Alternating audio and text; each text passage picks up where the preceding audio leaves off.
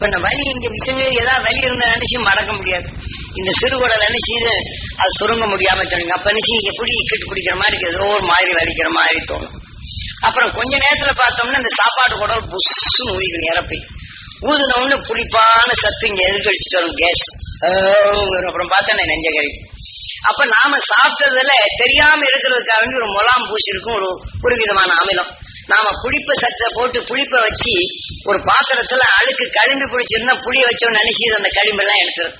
அதே போல புளிச்சிருச்சுன்னா நல்ல சத்தை நினைச்சு பிச்சுட்டு வந்துடும். அப்புறம் நீங்க ஏதாவது சாப்பிட்டோம்னா சும்மா வெறும் வாழைப்பழத்தை சாப்பிட்டாலே எரியும். வாழைப்பழம் இனிப்பா இருக்கும், அதுல இருக்கக்கூடிய துவர்ப்போ கொஞ்சம் இதா இருக்கும். கொஞ்சோண்டு நீங்க வாழைக்காய கொஞ்சோண்டு அந்த முக்கா பழமா இருக்கும் சாப்பிடும்போது பார்க்கணும். இங்க அந்த துவர்ப்பும் அந்த மண்ணையை பிடிக்கிறதுன்னு கழுத்தை பிடிச்சிட்டு உள்ளுக்கு தகரத பார்க்கலாம், கண்ணறிட்டு இருக்கும். அப்ப என்ன செய்யுது, தப்பு பண்ணல, வேடிக்கை பார்த்தீங்க, அது என்ன செய்யுது இங்க நெஞ்சு கறிக்க செய்யுது. அதே உணர்வு என்ன செய்யுது, இந்த ரத்தமா வடிச்சு போன உடனே நம்ம ரத்தத்தை இழுத்து சுத்தப்படுத்துறதுக்கு அனுப்பும் பம்ப் பண்ணி. இப்ப என்ன செய்யறாங்க, இப்ப பெட்ரோல் டேங்க்ல பெட்ரோல் வச்சிருக்கு, அந்த பெட்ரோல் இழுத்து என்ன செய்யும் எல்லா பக்கத்துல போய் வேணுங்கிற அளவுக்கு இன்ஜின் ஓட்ட செய்யுது. அத மாதிரி இங்க உற்பத்தி பண்ணக்கூடிய இந்த ரத்தத்தை இது எடுத்து என்ன செய்யும், அந்த கசரை சுத்தப்படுத்தும்.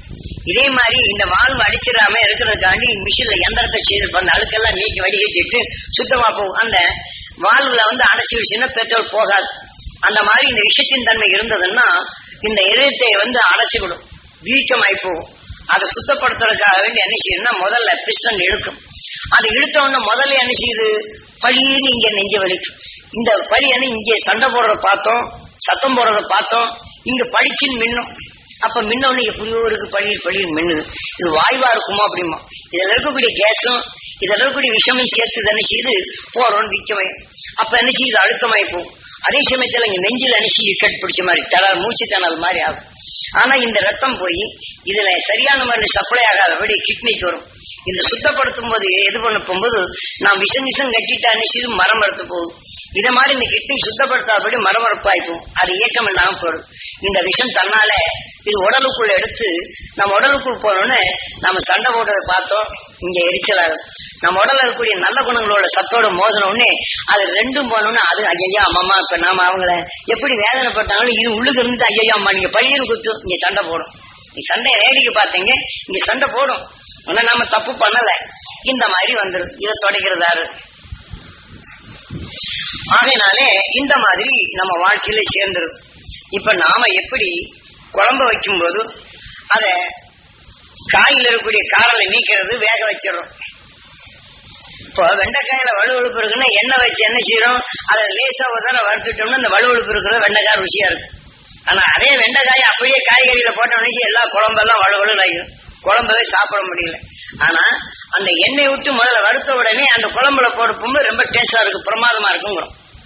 அப்ப என்ன செய்யுது, வலுவழுப்பு அதுக்குள்ள அடக்கி இது கக்காத நிலையில அதை அடக்கி விட்டுரும். அப்ப அதை நம்ம ருசியா சமைக்கிறோம், அது நம்மளுக்கு தெரியுது. இதே போல நம்ம உடல்ல இந்த மாதிரி வேதனையான உணர்வு வருது, அந்த அடக்கக்கூடிய சக்தி வேணும் இல்ல.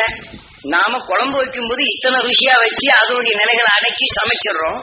அதே மாதிரி பிறர் துன்பப்பட்டதை பார்த்தோம், அந்த உணர்வு என் உடலுக்குள்ள சீக்காகும் பேச வைக்குது. இந்த இக்கட்டான நிலையை வரப்போகும்போது பையன் இப்படின்னு விளண்டா போறோம், தப்புன்னு ஒரு பார்த்தோம் தொலைஞ்சு போறோம், இப்படி பண்ணிட்டு இருக்கான்னு ஆத்தணும், அவனை சாபம் விட்டு பேச வைக்கச்சோம். ஆம்பளைகள் அண்ணாச்சு போட்டனா பாடுறான்னு அது உதைக்கச்சோம். இந்த எரிச்சலான உணர்வு இக்கட்டா வரப்போகும்போது இந்த இக்கட்டை சமாளித்துக் கொள்ள இருக்கும் போது குழந்தைகளை பார்த்தோன்னு தன் அறியாம இந்த நிலைச்சது. தப்பு யார் பண்றது, அங்கீனையிலே நீ எதை நினைக்கின்றாயோ அதுவாகின்றாய். அப்ப நாம் மனிதனுடைய நிலைகள் என்ன செய்யும், கெட்டதை பார்த்துட்டோம், நம்ம துணி அழுக்கப்பட்டதும் துடைக்கிறோம்னு துடைச்சிடுறீங்க. ஏன்னா அதே சமயத்துல உடல்ல அழுக்கப்பட்டது குளிச்சிடுறீங்க. உங்க உணர்வோட சேர்ந்த இந்த அழுக்க துடைக்கணும் எண்ணலைன்னா யார் துடைக்கிறது? துடைக்கக்கூடிய சக்தி உங்க உடல்ல இருக்குது, அதை சரியான முறையில பயன்படுத்தணும் இல்ல. அது பயன்படுத்தலன்னு என்ன செய்யறோம், அது நம்ம உடல்ல சீக்கா மாறும். அம்மம்மா ஐயா ஐயா அங்க வேடிக்கை பார்த்தோம், இங்க நம்ம உடல்ல அம்மம்மா ஐயா அதுவும் ஆயிடுறோம். அதை நம்ம மாத்தணும் இல்ல. அதுக்குதான் இப்ப நாம எல்லாரும் படிச்சுட்டு வரல, படிச்சுட்டு வந்தாலும் இது கவனம் இருக்கிறது இல்ல. நாம எல்லாரும் என்ன செய்யறோம், நாம வாழ்க்கையிலே படிச்சவங்களும் சரி படிக்காதவங்களும் சரி ஒரு வேதனை பட்டுச்சுன்னா அந்த வேதனையிலிருந்து மீள முடியல. ஆனா அந்த வேதனை நம்ம உடல்ல நோயா உண்டாக்கிட்டு இருக்குது. நம்ம நம்ம தொழிலையும் கெடுக்குது, குடும்பத்துல ஒற்றுமையும் கெடுக்குது. நாம வேதனையான எண்ணங்கள் எடுத்து நம்ம வீட்டுல இருக்கும்போது அது பதிவாயிருது. நம்ம சும்மா இருந்தாலும் கூட அது பாட்டுக்கு அந்த அலைகள் பாயும். இப்ப நாம அடிக்கடி வேதனை சங்கடமா பேசிக்கிட்டு இந்த வீட்டுல எடுத்துக்கிட்டோம்னா மழை மோடம் போட்டா போறோம். அப்ப அந்த வீட்டுல என்னச்சும் கபகபான்னு வரும். அப்ப கபகபான்னு வரும்போது என்ன செய்யுது, நாம சண்டை போட்டது போனது வந்தது என்ன வாழ்க்கைன்னு வெறுப்பான உணர்வுகள்லாம் தோண்டும். பார்க்கலாம், அந்த மழை பெய்யும்போது வீட்டுல உட்கார்ந்து பாருங்க, என்னத்தா இருக்குது இப்படி இருக்கு அப்படி இருக்குன்னு இந்த உணர்வுகள் தன்னை அறியாமலேயே பல வெறுப்பான நிலைகளை கொண்டு போறது உங்க எண்ணம் வைக்கிறத பார்க்கலாம். உடல் சோர்வடையும். இதுகளெல்லாம் அந்த நேரத்துல என்ன செய்யும், இந்த மாதிரி உணர்வுகளை மாத்துறதுக்கு வாய்க்கு ருசியா ஏதாவது செய்து தின்னுட்டு இருந்தா இது மாறும். அந்த வாய்க்கு ருசியானா லட்டு ஜிலேபி இருந்தா ஒத்துக்கிடாது. ஆனா அந்த காரசாரமா இருந்து அந்த உணர்ச்சிகளை தூண்டக்கூடிய உணர்ச்சி இருந்தா இந்த இந்த உணர்ச்சியை மாற்றி விட்டு இந்த உணர்ச்சி மிக காரம் வேணும். அப்ப அந்த செய்து இந்த காரமான உணர்வு பதார்த்தத்தை எடுத்தோம்னா ஜெர்ன்னு இதாக போயிடும். அப்ப இதை மாத்துறதுக்கு அது உதவுது. இதே போல நாம் ஒவ்வொரு உணர்ச்சிகளுக்கும் நமக்குள் என்ன ஆகுதுங்கிற வகையில தெரியும். இப்ப வைத்தியர்கள் என்ன செய்யறாங்க, என்ன செய்யறாங்க, தங்கத்தை பசுமாக்கி கொடுக்குறாங்க.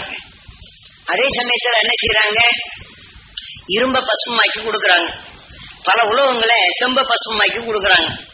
நாம அதை பல சரக்கு அதோட சேர்த்து அதனுடைய வீரிய உணர்வை மாத்திட்டு பவுடர் ஆக்கி நமக்குள் அந்த சத்து கெட்டு போகாம அதுல இருக்க கடினமான நிலைகள் பசுமாகி அதனுடைய சத்தை நமக்குள் எடுத்து சாப்பிட செல்லும் போது அது தண்ணியாக கரைஞ்சி நம்ம உடலுக்குள் சேர்த்த உடனே அது நல்லதாக மாறும்.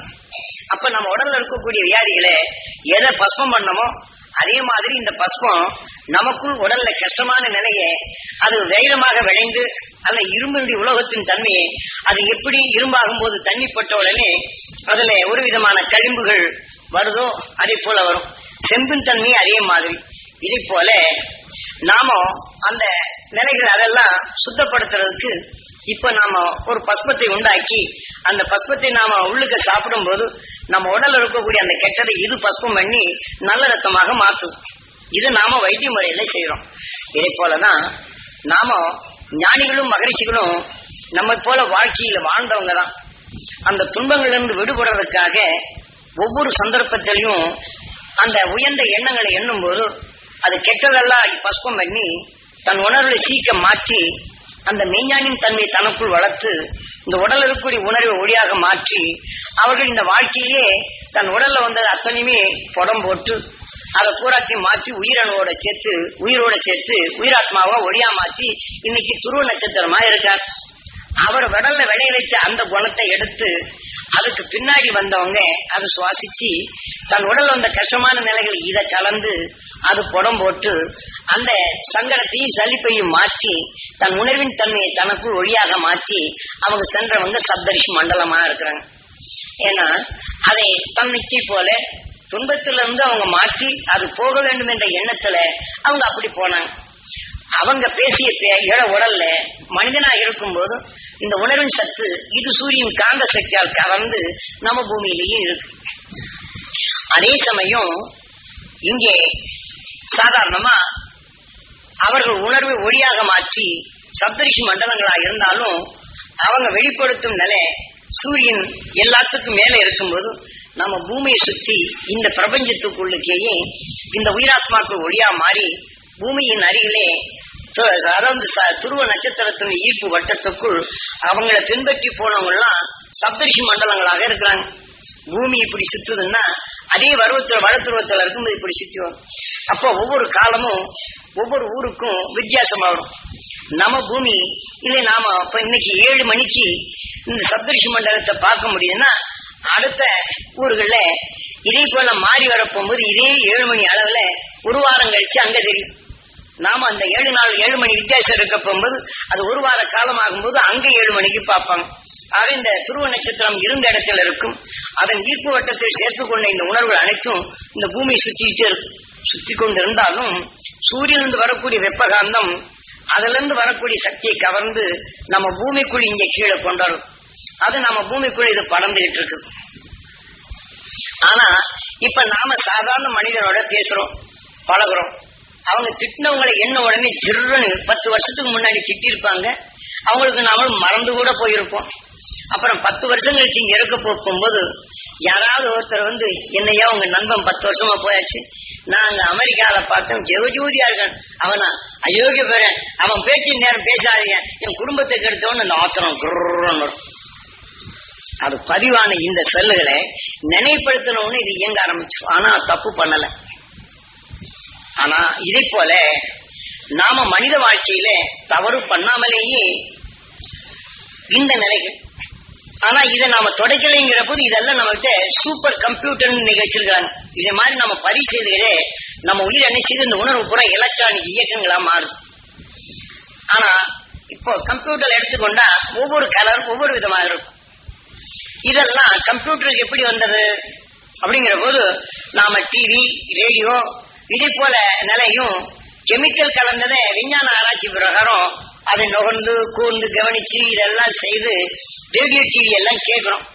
இப்ப மனிதனாக நாம பேச செய்து அதை எந்திரத்துல ரெக்கார்டி போய் டேப்ல பதிவு செய்து இந்த டேப்பை எந்திரத்துல போட்டு அந்த அலவரிசையாக வெளியில் அனுப்பும் போது இது மனிதனுடைய தொடர்பு அல்லாதபடி மனித விடலை விளைத்த இந்த உணர்வின் அமில சத்தை இது கெமிக்கல் கலந்த உணர்வோட போனோடனே இது ஜீவனற்றதாக இது ஆக்கிவிடும்.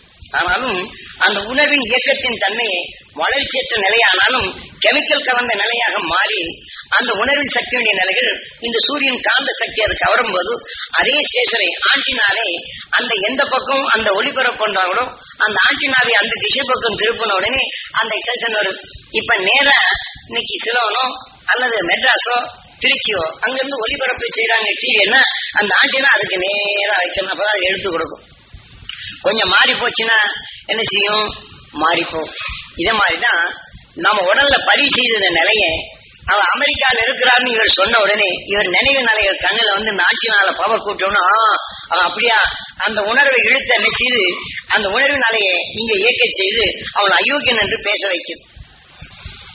ஆனால் அதே உணர்ச்சியின் வேகம் அயோக்கியன் என்று பேசினாலும் இந்த உணர்வின் தன்மை அப்போ எந்த சண்டை முறை செய்தாங்களோ அது உணர்வின் சக்தி இந்த உடல்ல விளைஞ்சிடும். இதை போலதான் நாம ஜோசியும் ஜாதகம் என்னைக்கோ குழந்தை பிறந்த அன்னைக்கு வச்சிருப்போம். ஏழ நாட்டன் எண்ணியும் பிடிச்சிருக்கிறான்னு சொல்லி சொன்ன உடனே 4வது வருஷம் 5வது வருஷம் வரப்போ போகும்போது ஏழ நாட்டன் நெருங்கிட்டான், தொழில் எல்லாம் என்ன ஆகுதோ ஏதாகுதோ அப்ப அந்த உணர்வு எடுத்து பதிவு செய்துக்கிறேன். அப்போ வியாபாரத்தை நஷ்டம் ஆகுதுன்னா எண்ணத்தை சுருக்க வைங்க, வியாபாரத்தை கொஞ்சம் நிறுத்தி பார்ப்பீங்க, அப்புறம் இந்த வாசனை வந்துடும். அப்புறம் வியாபாரத்தை எங்கேயாவது போனா என்ன செய்யும், அந்த ஜோசிக்காரர் பதிவு செய்த இந்த எண்ணங்கள் அந்த ஏழ நாட்டான நீ வா வான்னு இழுத்துக்கிட்ட மாதிரி ஒரு விதையை வலிச்சு போட்டா அதனுடைய நிச்சயமாக அதனுடைய பூ பூத்து காயாகும் போது அந்த வித்தின் தன்மை முளைக்கும் போது அந்த வாசனை நிச்சயமா வந்துடும். அதே மாதிரி நீங்க உங்க உடல்ல ஜோசிக்கார நிலையெல்லாம் பதிய வச்சுக்கிட முடியுது.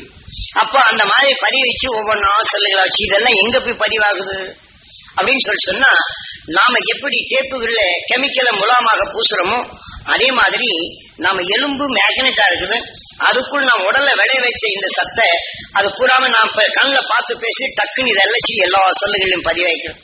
அப்புறம் நான் அதை நினைக்கும் போது இந்த எல்லா செல்லுகளும் காத்துல இருந்து இப்படி குவிச்சு கொடுக்கும். அப்புறம் நான் சுவாசிச்சோன்னு உயிரிலை பட்டோன்னு அந்த உணர்ச்சியின் தன்மை கொண்டு இயக்குது.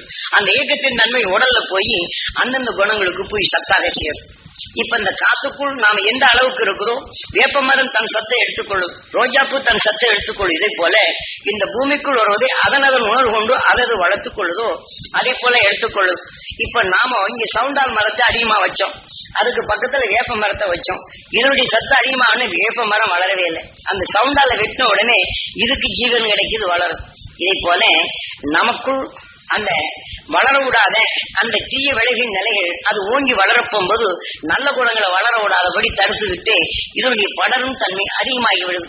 அப்ப நமக்குள் என்ன செய்யுது, நல்ல குணங்கள் அனைத்தும் இந்த பூமியில மரம் செடி கொடு ஆகுற மாதிரி நாம் எண்ணிய உணர்வின் வித்துகள் இதுவானாலும் அந்த உணர்வின் சக்தி உந்தப்பட்டு நாம் சுவாசித்த உணர்வுகள் அனைத்தும் நம் உடலுக்குள் இந்த பூமிக்குள் படர்வு போல நாம் இரத்தத்துடன் கலந்து அந்த அணு செல்லுகளாக ஆகி நம் உடலின் தன்மை ஆவியாக மாறி அதனதன் உணர்வுக்கொப்ப அது கூடி அதனுடன் உறைந்து நம்ம தசைகளாக மாற்றி அதுல விளைந்த உணர்வின் சத்து வித்தாக அது வெளிப்படும். நாம எப்படி ஒரு வித்தின் தன்மையான ஒண்ணு செடியாக மாறுகின்றதோ அதை வித்தை காண முடிவதில்லை. ஆனால் வித்தின் சத்து செடியாவது போல அதனின் முதிர்வுக்கு தக்கவாறு பூ பூத்து பிஞ்சாகி காயாகி முதுமையாகும் போது அந்த வித்தின் தன்மை நாம் கண்ணிலே பார்க்கின்றோம். இதே போல அந்த வித்தின் தன்மை எந்த வேதனையை நாம் கண்ணுற்று அதை கேட்டுணர்ந்து நமக்குள் பதிவு செய்கின்றோமோ அது விளைந்து அந்த உணர்வின் தன்மை நாம் அடிக்கடி என்ன செய்யும் போது அதை நுகர்ந்து நம் உடலுக்குள்ளும் போது அந்த செயலும் அது இரத்தத்துக்குள் இருந்து ஆவியாக மாறி அதன் முட்டுகளை அது விளைய வைத்து நமக்குள் முதன்மையாகும் போது கேன்சரு, ஆஸ்மா, இரத்த கொதிப்பு, கை காலில் புண்ணு, இதயத்தில வீக்கம், இதை போன்ற உணர்வுகள் எங்கே அதிகமாக படர்கிறதோ, எந்தெந்த உணர்ச்சியின் தன்மை இறங்கும் போது அந்த உறுப்புகளின் இயக்க சக்திகள் தேங்கி விடுகின்றதோ, எந்தெந்த எண்ணத்தின் தன்மை நாம் ஓங்கி வளர்க்கப்படும் போது உட்டி கோபத்தோடு தூக்கி இது பண்ணோம்னா ஆத்திரம் வேதனையான நிலையில இரு நாம் பார்க்கிறவன் குனிஞ்சு நிமிந்தங்க இந்த வேதனையான நிலைகள் இந்த உணர்ச்சிகள் இதோடு பிரஷர் ஆகி இந்த முழங்காலைகளையும் மூட்டுகள்லையும் இந்த விஷத்தன்மை கூடி வரும். பின்ன என்ன செய்வீங்க? இன்னைக்கு ஒண்ணும் தெரியாது. அப்புறம் அங்க இருக்கக்கூடிய மடக்கு இயல்பு நிலைகள் இந்த விஷம் பட்டு தூக்குனா காலம் மடக்குனா வலிக்குது. அப்ப அந்த மடக்குதுங்கிற போது நல்ல ரத்தங்கள் பிரிந்து விடுது. அந்த உணர்ச்சியின் தன்மை நீரை இழுத்து அங்க வளர்த்து கொடு, ரத்தம் தங்குறதுக்கு வழி இல்லை. அப்படிங்கிற போது மூட்டு வலி, அந்த வலி, இந்த வலி வந்துடும். வேதனையான உணர்வை எண்ணி அந்த உணர்வின் சக்தி வரப்போது அங்க எது வளர்த்ததோ அந்த உணர்வின் சக்தி தன்னால எடுத்தோம். நாம தப்பு பண்ணல. ஏனென்றால் நம் உயிரின் இயக்கங்கள் அந்த உணர்வுக்கு தக்க இந்த பூமியில எப்படி நடக்கின்றதோ அதை போல நம் உடல்களை சேர்த்து விடுகின்றது. இதை நீக்குவது யார்? அதை நீக்க செய்வதற்குத்தான் உங்களுக்கு அடிக்கடி நினைவுபடுத்தி அந்த ஞானியுடைய அருள்களை உங்களுக்குள் பதிவு செய்யணும். நீங்க இன்ஜினியர் படிக்க போனா அந்த இன்ஜினியர் தத்துவத்தை அங்க படிக்கிறீங்க. அதுல படிக்கப்பட போகும்போதே தம்பிக்கு மட்டும் காசு அதிகமா கொடுக்குறாரு, எனக்கு மட்டும் கொடுக்க மாட்டேங்க, நான் கேட்டு கேட்டு வாங்க வேண்டியிருக்குது, ஏதாவது அவசரத்தை கேட்டா கொடுக்க மாட்டேன்னு கொஞ்சம் முறைச்சிட்டு வந்தா இந்த உணர்வு கலந்து அப்புறம் இன்ஜினியர் காசுக்குள்ள போட்டு இந்த உணர்வின் தன்மை தானாகி அது படிச்சுக்கிட்டு நிலை இருந்து காசு மேல சண்டை வந்து அப்புறம் பரிசுக்கு வந்து கோட்டையை விட்டுக்கிட்டே இருப்பார்.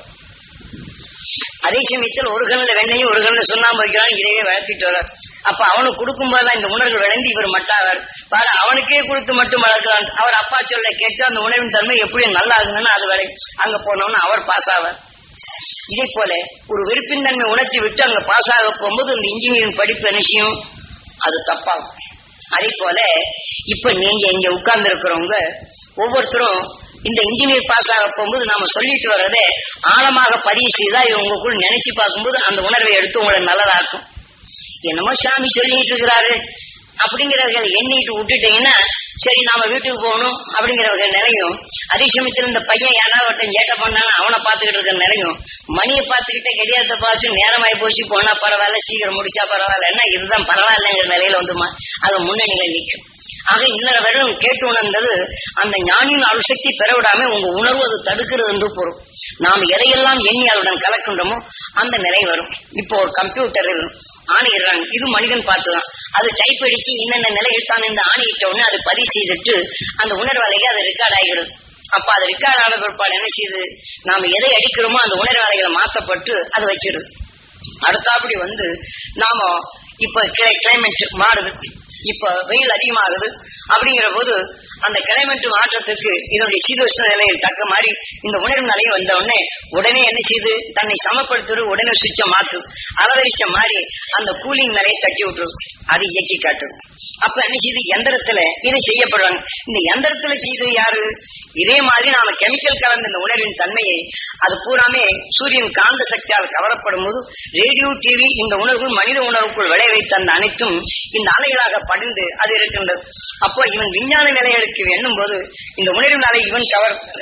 அதே சமயத்தில் இந்த காந்த புலனறிவுகளையும் அதாவது எலக்ட்ரானிக் நிலைகளே அந்த புலனறிவின் உண்மை அலைகளை அவன் கலந்து உரையாடப்போது இவன் உடல் இருக்கக்கூடிய இந்த காந்தமும் எந்த கெமிக்கல் காந்த நிலையை இவன் சிந்தனை செய்து இந்த உணர்வு இவன் உடலுக்குள் அவன் ஊனாக விளைய வைத்துக் கொண்டானோ இந்த உணர்வின் சக்தி அது எண்ணப்படும் போது இதே மனிதனின் உணர்வில் விளைய வைத்து செயலற்றதாகி இயக்க சக்தியை கெமிக்கலான நிலைகள் மாற்றி இந்த உணர்வுகள் இவனுடைய சிந்தனைகள் அது வருகின்றது.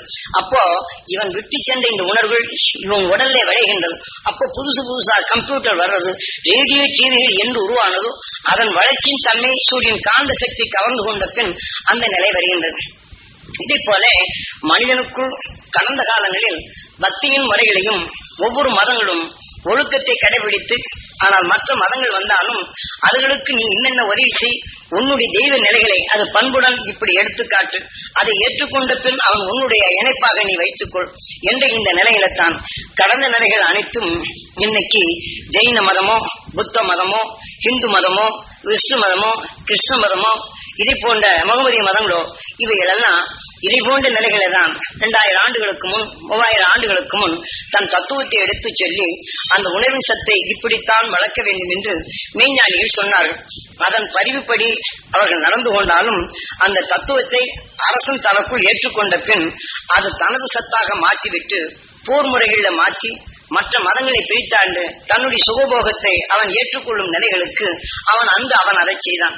அந்த ஞானிகள் கொடுத்த இந்த சக்தி விண்வெளியின் ஆற்றலை உனக்குள் எப்படி பெற வேண்டும், உன்னை அறியாத நிலைகள் எப்படி வருகின்றது, இதை மாற்றி அமைக்க என்னவென்று அந்த ஞானிகள் அது உபதேசிக்கும் போது, ஆனால் ஆட்சி செய்யும் அரசன் அந்த உணர்வின் தன்மை தனக்குள் பற்றி கொண்டான்.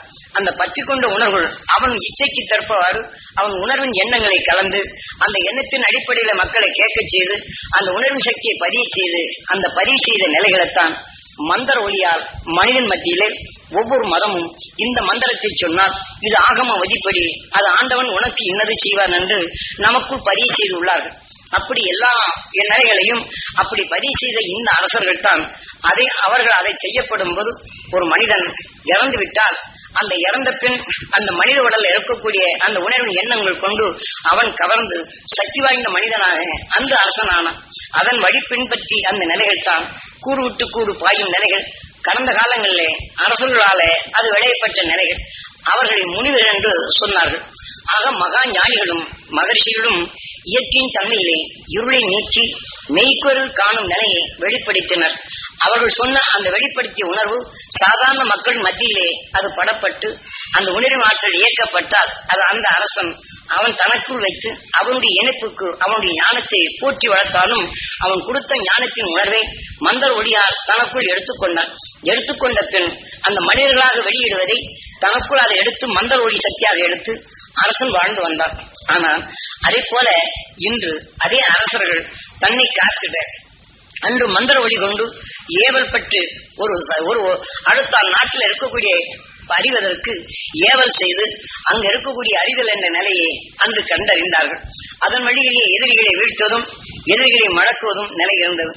இப்போ அதுவே ஒவ்வொரு நிலைகளையும் அந்த மந்திர ஒளியை மாற்றி தனக்குள் அந்த மந்திர ஒளியின் தன்மை கொண்டு மனித உணர்வுகள் எடுத்துக்கொண்டது அது மீண்டும் அது கடினமாக்கும் போது இப்ப நாம் மிளகா 1000 நேரம் சொன்னால் அந்த மிளகாய் எப்படி காரமான உணர்வு எடுத்து அதை வளைத்துக் கொண்டதோ அந்த மிளகாயின் சத்துண்டிய நிலைகள் நமக்குள் வளர்த்துக் கொள்ள போகும்போது அந்த மிளகாய் இந்த பூமியில இருக்கக்கூடிய கல்லு மண்ணு அதுல ஒவ்வொரு காலச்சத்தும் எதிர்நிலையாகும் போது ஒவ்வொரு உணர்ச்சியின் தன்மை பொங்கப்பட்டு அந்த உணர்வின் அலைகள் மாறுபட்டு காலத்தின் தன்மை அடைந்து அது எப்படி அடைந்த நிலையை இந்த மிளகாயின் சத்து அந்த காரமான நிலைகள் கொண்டு இந்த பாறையிலே எப்படி விளைந்தது என்ற நிலையை இந்த மந்திர ஒளியால் அது கண்டு உணரும் தன்மை வந்தது.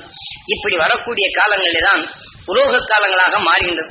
பாறையின் தன்மையை ஒரு மனிதனின் விளைய வைத்ததை இது பல 1000 முறைகள் 1000 கோடி தன்மைகள் அது சொல்லப்படும் போது மனிதனுக்குள் ஒரு பொருளின் இயக்கம் அது எதிர்நிலை ஆகும் போது எதிர்நிலையான இந்த உணர்வின் சக்தி எப்படி கார உணர்ச்சியை தூண்டும் நிலையும் அந்த உணர்ச்சிக்கு தக்க அந்த உருவம் அமைந்தது என்ற உண்மையுடைய நிலைகளை அன்று அரசர்கள் கண்டுணர்ந்த இந்த நிலைகள் தான் விஞ்ஞான அறிவுக்குள் மனிதனுக்குள் விளைய வைத்த பின் ஆனால் அன்று மந்திரத்தை சொல்லி ஒரு மனிதனின் ஆத்மாவை தனக்குள் அது இழுத்து அந்த உணர்வின் தன்மை வளர்த்துக் கொண்ட பின் இந்த உணர்வு நிலையை தனக்குள் வைந்த பின் எந்த உடல் எனக்கு ஏற்றதோ அந்த உடலுக்குள் கூடு விட்டு கூடு பாய்ந்து என் உணர்ச்சியின் தன்மையை அங்கு இயக்க செய்து இந்த உடலிலேயே என்னுடைய இச்சைகளை இன்னொரு பரவா நிலையும் ஒரு உடலுக்குள் என் இச்சையை மாற்றிக்கொள்ளும் நிலையில் கொண்டு அரசனை தழி உள்ளவர்கள் அந்த ஆணையிடும் நிலையும் ஆணைக்கு கட்டுப்பட்ட நிலைகளை அவர்கள் வளர்த்துக் கொண்டு இந்த உணர்வின் தன்மை கொண்டு கூடு விட்டு கூடு பாயும் நிலை வந்தது.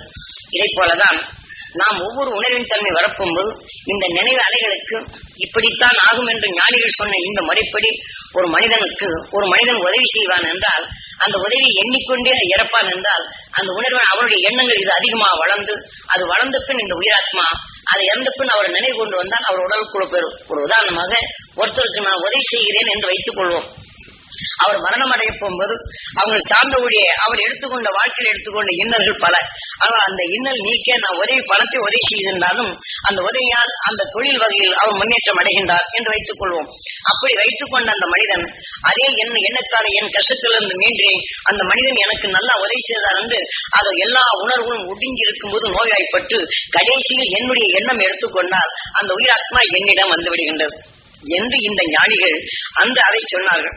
அதை அரசன் தன் சாதகப்படுத்தி எந்தெந்த உணர்வின் தன்மையை தனக்குள் கட்டுப்படுத்தி ஒரு ஆன்மாவை தனக்குள் எடுத்து அது உணர்வாக ஏவல் செய்து அந்த உணர்ச்சியின் தன்மையை பொருளை மாற்றுவதும் பொருளை இயக்குவதும் ஒரு எண்ணத்தை இயக்குவதும் எண்ணத்தை மாற்றுவதும் ஒருவனை அடிமைப்படுத்துவதும் எண்ணத்தை சிதறச் செய்வதும் என்ற இந்த நிலையை அந்த ஞானிகள் சொன்ன அந்த உண்மையை அரசர்கள் தனக்கு சாதகப்படுத்தினார்கள். ஞானிகள் இது எதிர்த்தால் அவருடைய சரசு இருக்கார்.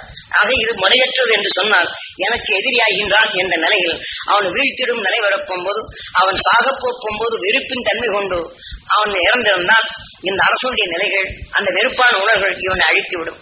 ஆக மெய் உணர்வை காணாத நிலைகள் இவன் எடுத்த தீய வினைகள் விளைவுகளே அது உருவாக்கி இந்த அரசன் நிலைகள் எவரும் வாழ்ந்தவர் இல்லை. அரசனுடைய நிலைகள் மடிந்து விட்டது. ஆனாலும் இதை போல எடுத்துக்கொண்ட உணர்வின் தன்மையை நாம் இன்று வாழ்க்கையை வெறுத்து ஒரு உயிராத்மா ஒரு உடலுக்குள் சென்று விட்டால் அந்த உணர்வின் தன்மை கொண்டுதான் அவங்களே வெறுப்பின் தன்மை கொண்டு என் உடலை அழித்தது போல அதே உடலுக்குள் சென்று அங்கு வெறுப்பை ஏற்படுத்தி அந்த உடலை அழிக்கும். அந்த வெறுப்பின் உணர்வின் சக்தி அதுக்குள் எடுத்து வளர்த்து இதை போலதான் இன்று படிப்படியாக நாம் எந்த பக்தி கொண்டு நல்லது செய்ய வேண்டும் என்று எண்ணுகின்றோமோ இவர்பால் நான் வேதனைப்பட்டு தெய்வத்தை எண்ணி எனக்கு இப்படி துன்பமெல்லாம் கொடுக்கின்றாயே என்று அந்த தெய்வத்தை எண்ணி இந்த உணர்வின் தன்மை ஓங்கி வளர்த்து விட்டால் இறக்கப்படும் போது அதே தெய்வ நிலைகள் கொண்டு வெளியிலே செல்லும் போது அதே தெய்வ எண்ணங்கள் கொண்டு தன் குடும்பத்தில் கஷ்டமான எண்ணத்தை ஏங்கி அந்த ஆலயங்களுக்கு சென்றால் அதே எண்ணத்தை எண்ணி இறந்திருந்தால் இந்த ஆத்மா அவர் உடலுக்குள் சென்று அந்த தெய்வ நிலையை உணர்த்துவதும் துன்பத்தை போக்க எந்த எண்ணங்கள் எண்ணியதோ அந்த எண்ணத்தை அது செயலாக்கி அந்த உயிராத்மா அந்த உடலுக்குள் புகுந்து அருளாடுவதும் அருளாடி சொல்லும் போது அது கேட்பவருக்கு நல்லதாகும். அருளாடி சொன்னவருடைய நிலையோ பிறருடைய துன்பத்தை எடுத்து தன் உடலுக்குள் வளர்த்து இந்த குடும்பத்தில் சீனித்து போகுதும் பல தொல்லைகளும் இருக்கும். ஆக உடலுக்குள் நோய்வாயும் மற்ற நிலைகள் இருக்கும். இதை போன்றே ஆக விஞ்ஞான அறிவின் தன்மையை மந்திர ஒளியில் கண்டுணர்ந்தது போல உலோகத்தன்மைகள் அது வர வர அந்த உணர்வின் தன்மையை தனக்குள் கண்டுணர்ந்த பின் ஒரு மிளகாயின் தரம் பாறைக்குள் இருந்து மற்ற உணர்வுகள் எப்படி என்று இந்த மந்திர ஒளியின் உணர்வின் நாதத்துக்குள் கண்டறிந்த இந்த உணர்வின் சக்தி கொண்டு பின் இந்த மனிதன் தனக்குள் விஞ்ஞான அறிவை வளர்த்துக் கொள்ளும் போதுதான் விஞ்ஞானத்தை எண்ணி ஏங்கி ஒருவன் மரணம் அடைந்தால் ஒரு கண்டுணர்வதற்கு கண்டுபிடிக்கப்படும் போது அதே சிந்தனை உணர்வை தனக்குள் வளர்த்து கொண்ட ஒரு மனிதன் அவன் இறந்து விட்டால் அதே சிந்தனை உணர்வு கொண்ட ஒரு மனிதன் அதே விஞ்ஞான அறிவில் அங்கு புகுந்தால் அவனுடைய ஈர்ப்புக்குள் வந்துவிடும். அந்த ஈர்ப்புக்குள் வந்த பின் அவன் கண்டுணர்ந்த உணர்வுகள் இவனுடைய இருநிலையாகும் போது நுண்ணிய அலையின் உணர்வுகள் இவனுக்குள் வருகின்றது. ஆக இதை போல கெமிக்கல் கலந்த ரேடியோவும் டிவியும் அதனுடைய உணர்வின் எல்லை கலந்த நிலைகள் அவன் கண்டுணரப் போகும்போதுதான் இதிலேதான் அந்த டிவியின் உணர்வின் தன்மையும் அந்த உணர்வின் தன்மையை எடுத்துக்கொண்ட அது ஒலிபரப்பாகும் இந்த உணர்வின் சக்தியும் இதற்குள் சேர்த்துக்கொண்ட கேட்டுணர்ந்த அந்த உணர்வுகள் நாம் மனிதனாக அதை இயக்கிய பின் இந்த விஞ்ஞானியுடைய உணர்வுக்குள் படப்பட்டு அந்த விஞ்ஞானிகள் அவன் வெளியிட்ட நிலைகள் ஆராய்ச்சிகள் வளர்ந்து சென்றது. ஆனால் அந்த வளர்ந்து சென்ற நிலைகள் வரப்போகும்போது நாட்டை காட்டிடும் இந்த நிலைகள் கொண்டுதான் அணுவை பழக்கும் தன்மையும் அணுவின் ஆராய்ச்சி முதிர்ந்து அணுவுக்குள் அணுவின் இயக்கம். ஆக அன்று மெய்ஞானிகள் அகசியனோ விண்ணின் ஆற்றலை எண்ணி துருவத்தின் ஆற்றலை அறிந்து துருவத்துக்குள் வரும் சக்தியை பூமி தனக்குள் இழுக்கப்பட்டு உரப்பணியாக மாறி பூமிக்குள் வரும் வெப்பம் அது ஆவியின் தன்மையை மாற்றி ஆவியின் தன்மை காற்றாக மாறி அதில் உடைந்த கனமான தன்மை நீராக மாறி கடலாக மாறி அதனின் சக்தி இப்படி மற்ற சூரியனின் வெப்ப காந்தங்களால் கவரப்பட்டு தன் மண்ணிலே கலந்த மற்ற பாறைகளில் இருந்து வெளிவரும் ஆவியை ஒரு அணுவின் தன்மை எடுத்து ஒன்றுடன் ஒன்று மோதும் போது ஒன்றுடன் ஒன்று கலந்து அந்த உணர்வு சக்திகள் மாறி தாவர இனங்களாக வளர்ந்து